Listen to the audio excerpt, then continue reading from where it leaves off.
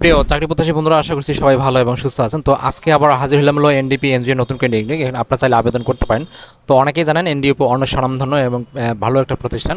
এখানে আবেদন কিভাবে করবেন এবং এই কোন বিষয়গুলো আসলে নজর রাখলে আপনার এখানে রাখার সম্ভাবনা বেশি থাকে। এখানে সাধারণত অনেকের চাকরি হওয়ার সুযোগটা হয় না। তো এখানে যেহেতু চাকরি হবে তাদের অবশ্যই ভালো স্যালারি এবং ভালো যে গ্রোথগুলো আছে, তাছাড়া এটা প্রতিনিয়ত আপনার কাছে যেহেতু এটা বিদেশি সংযোগের সাথে কানেক্টেড থাকে, তো তারা এখানে যে বিষয়গুলো আছে সেটা হচ্ছে যে অনেক বড় ধরনের একটা প্রতিষ্ঠান। তো আপনারা চাইলে এখানে আবেদন করতে পারবেন। তো এখানে যে নিয়োগটা আছে সেই নিয়োগটার পোস্ট হচ্ছে হলো আপনার হলো ফিল্ড অফিসার অর্থাৎ ক্রেডিট অফিসার পদ। তো এখানে কীভাবে আবেদন করবেন, আবেদনের যে প্রসেসগুলো আছে, ডকুমেন্টগুলো আছে এবং আবেদনের যে লাস্ট ডেট আছে, শিক্ষাগত যোগ্যতা আছে, সবগুলো বিষয় আজকে আমার এই ভিডিওর মাধ্যমে আপনাদেরকে দেখি দেওয়ার সর্বোচ্চ চেষ্টা করবো। আমি বর্তমান অবস্থান করতেছি হলো এনডিপি যে অফিসিয়াল ওয়েবসাইট আছে সেখান থেকে আমরা জাস্ট রিজার্ভটা হেল্প নেবো এবং তাদের যে নিয়োগটা হচ্ছে সেটা হচ্ছে এটা। এবং তারা এখানে বলছে যে ন্যাশনাল ডেভেলপমেন্ট প্রোগ্রাম যেটা আছে এনডিপি, তো এটা হচ্ছে তাদের নিয়োগটা। এবং তারা এখানে পদের নাম হচ্ছে ক্রেডিট অফিসার এবং 20 তারিখ হচ্ছে 20 সেপ্টেম্বর 2 হচ্ছে লাস্ট ডেট তাদের। আর তাছাড়া এখানে ভ্যাকেন্সি কত 200 জন এবং প্রথম অবস্থায় স্যালারি হচ্ছে 20,000 টাকা, পরবর্তীতে বাড়ায় দেওয়া হবে। বয়স হচ্ছে হলো 22 থেকে 32 বছর পর্যন্ত বয়স। মানুষের যে কোনো স্থানে চাকরি করার যে মন মানসিকতা সেটা কিন্তু থাকতে হবে। আপনি ডিগ্রি অথবা অনার্স পাস করলে আপনি এখানে আবেদন করতে পারবেন। তাছাড়া দল পরিচালনা করা, তদারকি করার যে সক্ষমতা সেটা থাকতে হবে। কম্পিউটার চালা হচ্ছে এমএস ওয়ার্ড, এক্সেল, হিসাব সংক্রান্ত জ্ঞান থাকতে হবে এবং কার্য পরিচালনা করা, রিপোর্ট তৈরি করা দক্ষতা এগুলো কিন্তু থাকতে হবে আপনাকে।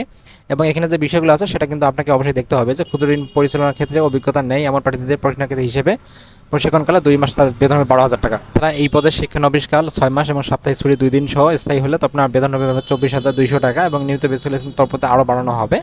এবং তাছাড়া এখানে বেতন যে বার্ষিক ইনক্রিমেন্ট আছে, দুটি উৎসব ভাতা আছে, বৈষয়িক ভাতা আছে, লাঞ্চ ভাতা আছে, দূরত্ব ভাতা আছে এবং ফি আছে, যে অন্যান্য বিষয় আছে সেগুলো কিন্তু আপনাকে অবশ্যই দেওয়া হবে। যাতায়াত ভাতা, ফ্রি আবাসন সুবিধা, প্রভিডেন্ট ফান্ড 12.5%, এই সবগুলো কিন্তু আপনারা পাবেন। এবং স্থায়ী যদি গৃহ ঋণ এবং দুর্ঘটনা সহায়তা, কর্মী কল্যাণ তহবিল এগুলো সহায়তা এগুলো যদি চান তো অবশ্যই পাবেন আপনারা। তাছাড়া এগুলো আপনাদের দিয়ে থাকে। আর এগুলো হচ্ছে আপনাদের হলো ফুল টাইম অর্থাৎ পার্মানেন্ট চাকরি। এবং এখানে যে বিষয়টা আছে কীভাবে আপনি আবেদন করবেন সেই প্রসেসটা, তারা বলছে যদি আপনি নির্বাচিত হন আপনাকে অবশ্যই 12,000 টাকা জামানত দিয়ে আপনাকে অবশ্যই চাকরি করতে হবে। এটা সকল প্রতিষ্ঠানেই তাদের এই টাকা জামানত দিয়ে তাদের হলো আপনার চাকরি করতে হবে। এবং অন্যান্য যে বিষয়গুলো আছে সেগুলো হার্ড কপি কীভাবে পাঠাইতে হবে অনলাইন, অথবা আগ্রহী প্রার্থীদেরকে 1 কপি জীবন বৃত্তান্ত এবং তার শিক্ষাগত যোগ্যতা, অভিজ্ঞতার সনদপত্র যদি থাকে দিয়ে দেবেন, নাগরিক সনদপত্র, জাতীয় পরিচয়পত্রের অনুলিপি অর্থাৎ ফটোকপি, জন্ম সনদ থেকে জন্ম সনদ এবং সহস্তে অথবা কম্পিউটারে লিখিত দরখাস্ত। আপনি দুইভাবে কাজ করতে পারবেন, 2 কপি পাসপোর্ট সাইজের ছবি সহ।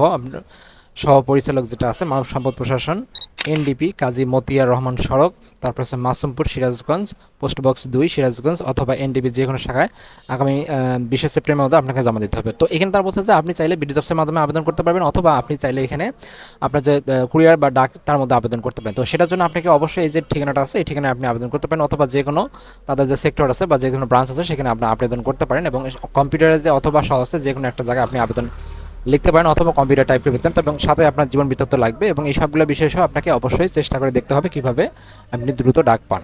আসলে নিয়োগটা অবশ্যই আপনার সিবিটা খুব জরুরিভাবে করবেন। সেটা হচ্ছে যে আপনার ইম্পর্টেন্ট যে চিন্তা ভাবনাগুলো আছে, যেমন আপনার হচ্ছে রেফারেন্স দিতে হবে, যদি এক্সপিরিয়েন্স থেকে দিয়ে দেবেন, না থাকলে আপনি 1 বছরের এক্সপিরিয়েন্স দেওয়ার সর্বোচ্চ চেষ্টা করবেন। তাহলে এইভাবে আবেদন করলে আপনার ডাক আসার সম্ভাবনা সবথেকে বেশি থাকে। এবং তারপর যদি আপনার কোথাও বুঝতে সমস্যা হয় আপনার অবশ্যই আমাকে কমেন্টস করে জানাবেন, রিপ্লাই দিয়ে সর্বোচ্চ চেষ্টা করবো সমাধান করার জন্য। এবং ভিডিওটি যদি ভালো লাগে থাকে অবশ্যই একটা লাইক করবেন এবং যে প্রতিনিয়ত আমার যে নিয়োগগুলো আছে সেগুলো পাওয়ার জন্য অবশ্যই আমার চ্যানেলটি সাবস্ক্রাইব করে আমাদের পাশে থাকার সর্বোচ্চ চেষ্টা করবেন। Thank you so much video দেখার জন্য আবারও।